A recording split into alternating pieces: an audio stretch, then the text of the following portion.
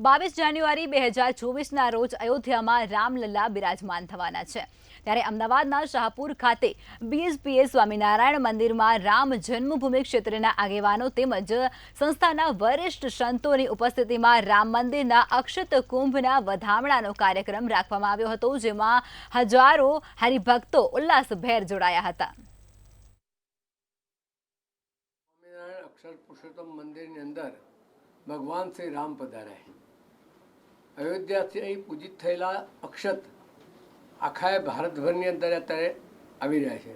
વિદેશના પણ કેટલા ભક્તોએ વિદેશમાં પણ આ અક્ષત મગાવ્યા છે, એ પણ અહીંથી લઈ ગયા છે અને ઠેર ઠેર મંદિરોની અંદર આજે અક્ષતના વધામણા થઈ રહ્યા છે। ભગવાન રામલલ્લા સ્વયં આમાં પોતાના દર્શન આપી રહ્યા છે।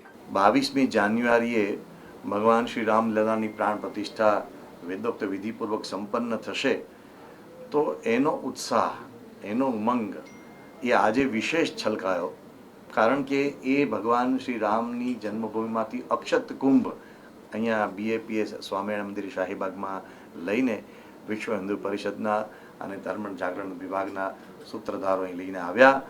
ખૂબ વેદોક્ત વિધિથી તેનું સુંદર પૂજન થયું। પૂજ્ય ઈશ્વરચરણ સ્વામીજી જે સંસ્થાના વરિષ્ઠ સદગુરુવર્ય છે, એમણે આશીર્વચનો પાઠવ્યા।